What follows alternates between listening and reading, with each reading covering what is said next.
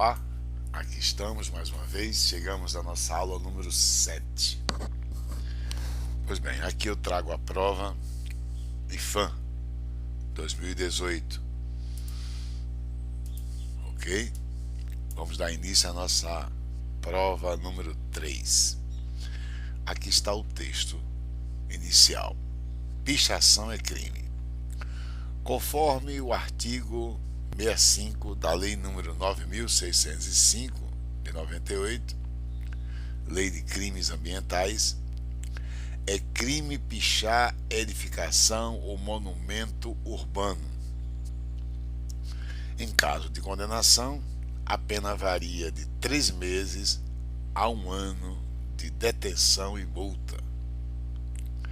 Em se tratando de ato realizado em monumento ou coisa tombada em virtude de seu valor artístico, arqueológico ou histórico, a pena varia de 6 meses a 1 ano de detenção e a multa é ainda maior. Não constitui crime a prática de grafite realizada com o objetivo de valorizar o patrimônio público ou privado, mediante manifestação artística, desde que consentida pelo proprietário. E aqui você tem a referência sobre o texto. No que concerne às ideias e aos aspectos linguísticos do texto precedente, julgue os itens a seguir. Então vamos à nossa questão número 1. Seriam mantidas a correção gramatical e as ideias originais do texto se o último período do texto, que é justamente este aqui, ok? Este último fragmento. Tudo isso aqui é um único período, ok? Trata-se de um período longo. Pois bem, fosse reescrito, mais uma questão de reescrita. E reescrita significa dizer o quê? Ele vai dizer com outras palavras o que está escrito aqui. Legal? Não pode existir erro gramatical. Ponto número 2. Não pode haver mudança de sentido. Agora vamos analisar a reescrita dele. Toda essa parte aqui reescreve o fragmento do texto. Vamos focar nessa reescrita, ok? Vamos lá. Primeira parte. Quando consentida pelo proprietário a grafitagem. Quando consentida. Compare com esse pedacinho aqui do texto. Desde que consentida pelo proprietário. Já mudou o sentido. Por que mudou o sentido? Aqui você tem uma oração subordinada adverbial temporal. E o quando é a conjunção subordinada adverbial temporal. Já aqui no texto, desde que, bem, no contexto, desde que não equivale à ideia de tempo que aqui está. Isso aqui é uma condição. Veja, não constitui crime a prática de grafite realizada com o objetivo de valorizar o patrimônio público ou privado mediante manifestação artística, desde que consentida pelo proprietário. Então ele aqui faz uma ressalva, ok?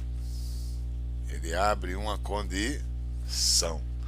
Aqui eu tenho uma oração subordinada adverbial condicional e na reescrita eu vejo uma subordinada adverbial temporal.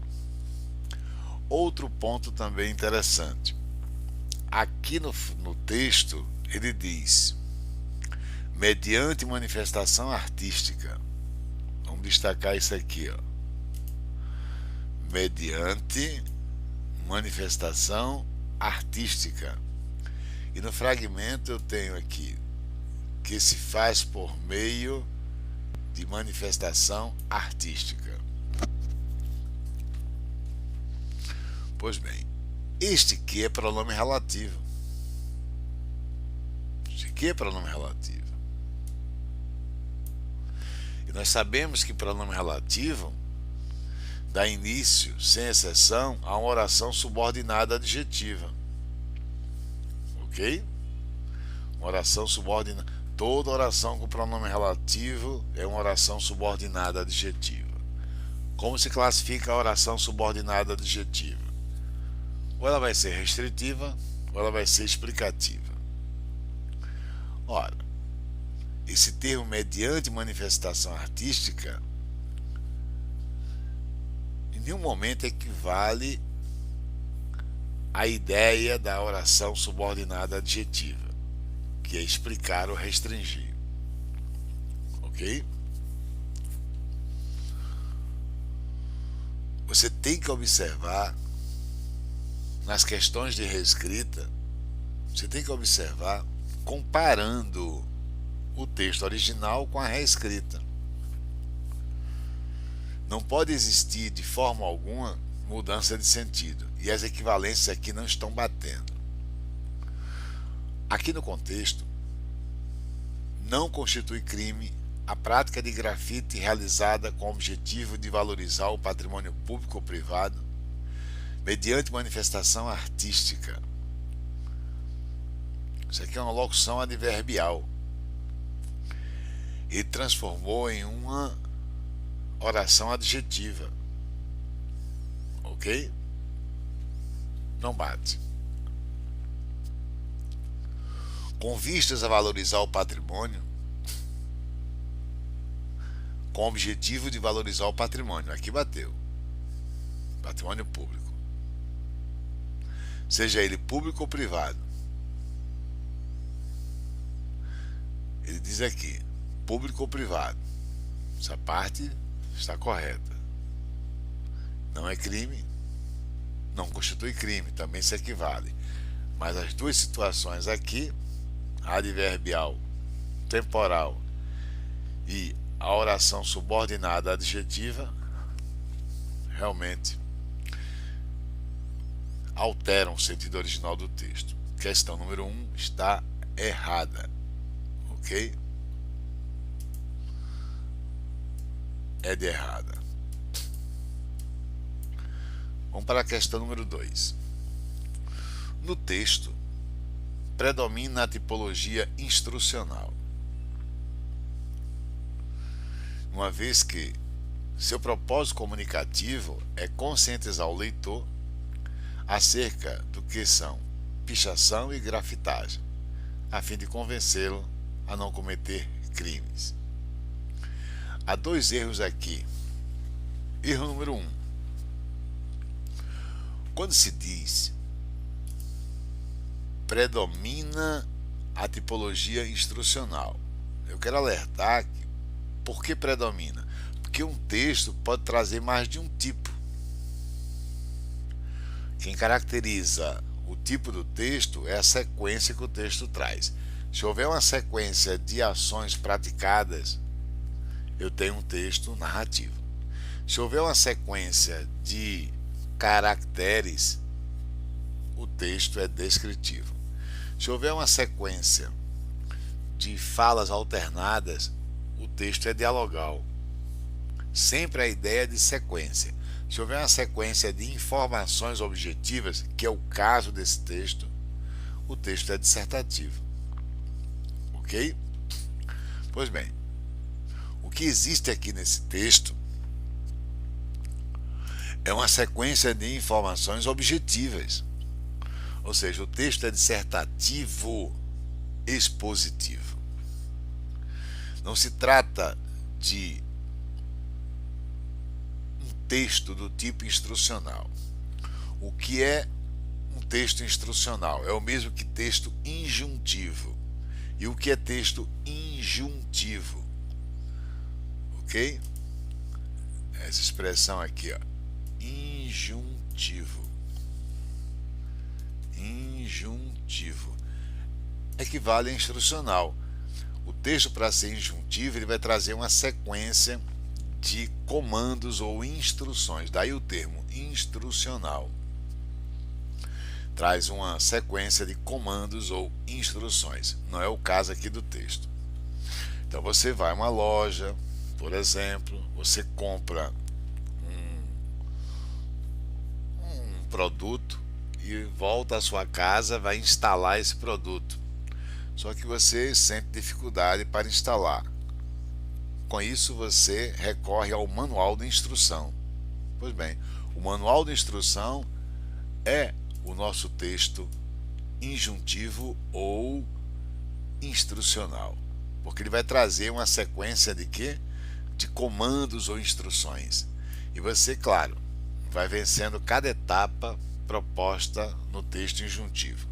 É comum na característica do texto injuntivo o uso de verbos no imperativo, que é justamente a demarcação de cada ação que você deve executar para alcançar o objetivo, que é a instalação, por exemplo, do objeto comprado. Receita de bolo, de torta, receitas, enfim, também são textos injuntivos. Eles sempre estão contextualizando uma sequência de comandos. Então, adicione uma colher de açúcar, mexa devagar em fogo brando, ponha 2 ovos batidos. Veja, mexa, ponha, adicione, uso do imperativo. Olha, esse texto não traz isso. Então, quando ele diz predomina, ele quer dizer que há mais de um tipo de texto no texto escrito aqui, mas que predomina justamente o que ele diz aqui, o que não existe de fato, claro, porque o texto é dissertativo expositivo. Então, a questão número 2 também está errada.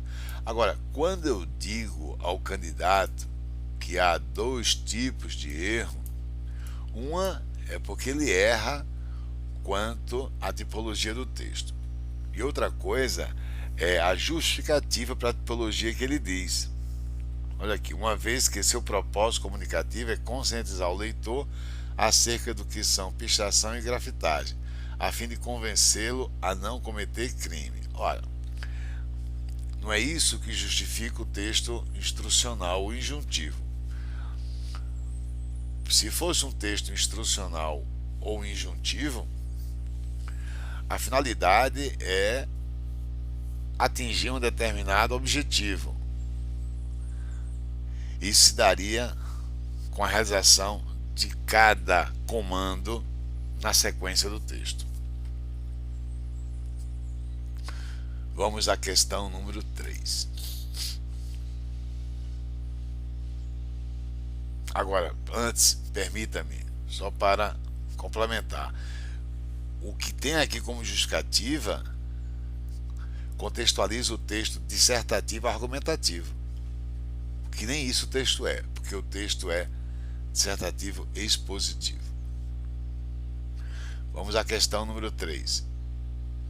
Observa-se uma polarização de ideias no texto. Já errou. Não existe polarização de ideias. Polarização contextualizaria o quê? Conflito de ideias contrárias. Não é o caso. Ok? Falso também a questão número 3. Questão número 4. A correção gramatical e o sentido do texto seriam preservados se, no período que está no início do texto, conforme o artigo 65 até monumento urbano, o trecho é crime pichar edificação ou monumento urbano. Vamos demarcar isso aqui. é crime, pichar, edificação ou monumento urbano. E aí ele pede a reescrita deste fragmento. E na reescrita ele traz: pichar, edificação ou monumento urbano é crime. Ora, comparando as duas estruturas, sem dúvida alguma, a alternativa é correta. Agora, por quê? Veja, ele inicia aqui com um verbo de ligação. Em seguida, ele traz o predicativo do sujeito. Nós sabemos que verbo ligação liga sujeito a predicativo do sujeito. Ora, e quem é o sujeito? O sujeito é toda essa parte aqui: pichar, edificação ou monumento urbano. Ok? Então a ordem aqui é verbo ligação, predicativo do sujeito e o sujeito oracional. O que está em amarelo é o sujeito oracional. Por que o sujeito é oracional? Porque o núcleo é o verbo pichar. Legal? Quando eu olho a reescrita dele, ele joga o sujeito oracional no começo. Está aqui: pichar, edificação, monumento urbano. Depois ele vem com o verbo de ligação. E por último, ele joga o predicativo: crime. Então, praticamente, você pode enxergar isso aqui, ó. Eu tenho predicado, é crime, e sujeito deslocado depois do predicado. O que é que ele fez? Ele jogou aqui na reescrita primeiro o sujeito e por último o predicado. Não é isso? Ora, se você tem no texto predicado mais sujeito e ele faz sujeito mais predicado, isso não altera sentido. Por isso que a questão está verdadeira. Ou C de certo ou V de verdadeiro. Legal? Vamos para a última questão deste vídeo. Justifica-se o emprego de vírgula após as palavras condenação, no primeiro parágrafo, e histórico, no segundo parágrafo, com base na mesma regra de pontuação. Então vamos ao texto. Vamos ao primeiro parágrafo.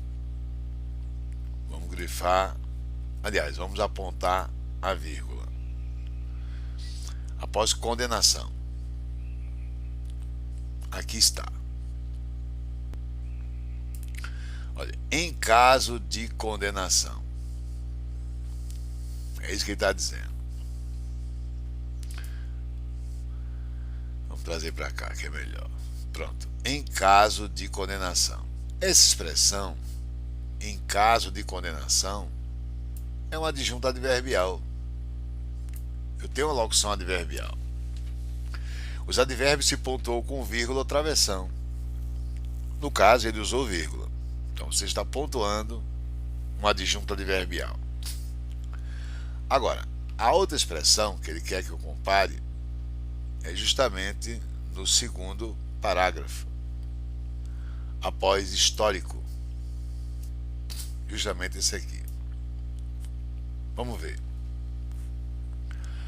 Em se tratando de ato realizado em monumento ou coisa tombada, em virtude de seu valor artístico, arqueológico ou histórico, ora, toda essa estrutura aqui também é uma adjunta adverbial. Toda ela. Em se tratando de ato realizado em monumento ou coisa tombada, em virtude de seu valor artístico, arqueológico ou histórico.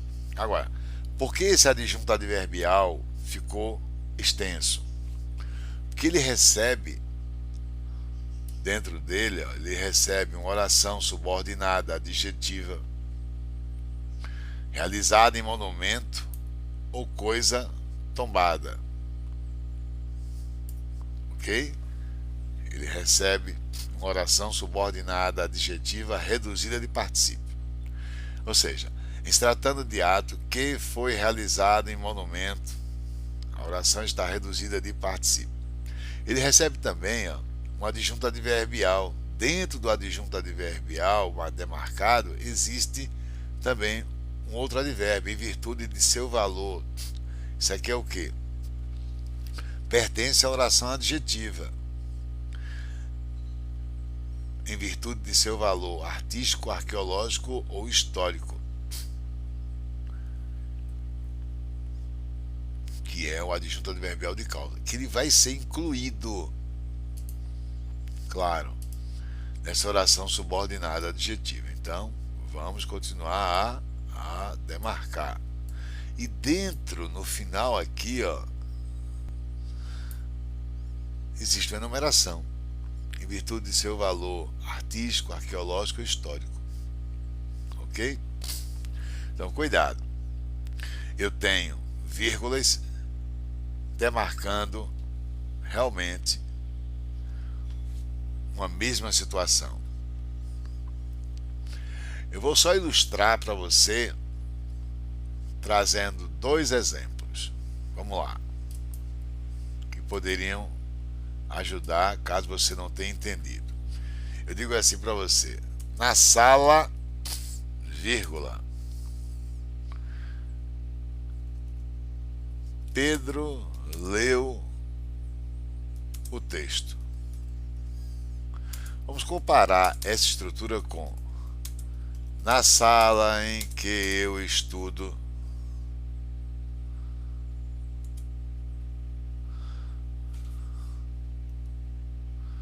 literatura,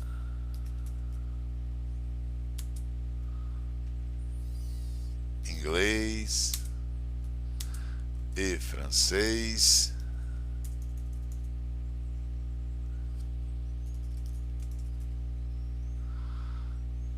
vírgula,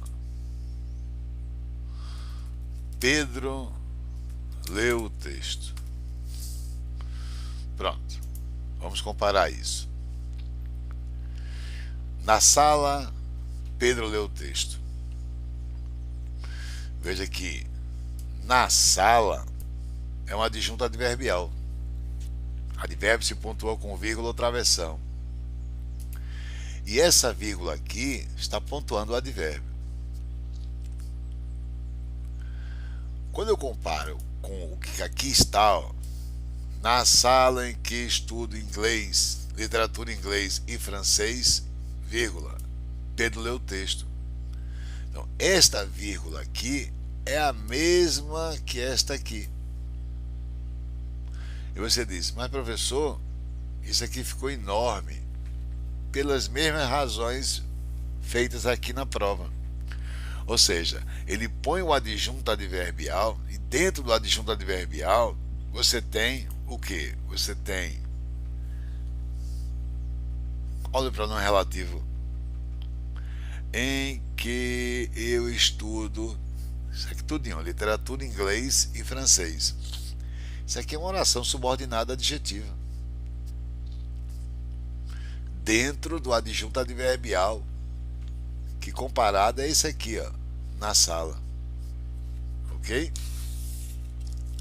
Comparado é esse aqui na sala, mesma coisa. Olha aqui, essa vírgula aqui foi se prolongar lá para frente, porque vem para cá, porque dentro desse adjunto adverbial eu pus uma oração subordinada adjetiva, e nessa oração adjetiva no finalzinho temos uma enumeração, ó.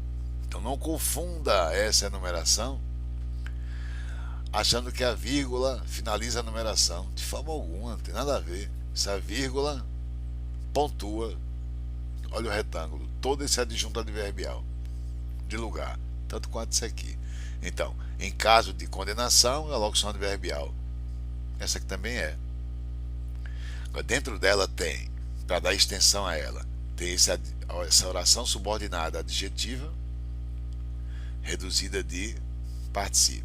E dentro dessa oração subordinada adjetiva reduzida de particípio, existe ainda uma enumeração aqui no final, em virtude de seu valor artístico, arqueológico e histórico. Depois que conclui toda essa estrutura interna, ele põe a vírgula para pontuar a locução adverbial ou adjunto adverbial, assim como fez aqui. Então, a questão número 5 realmente ela está verdadeira. Até daqui a pouco.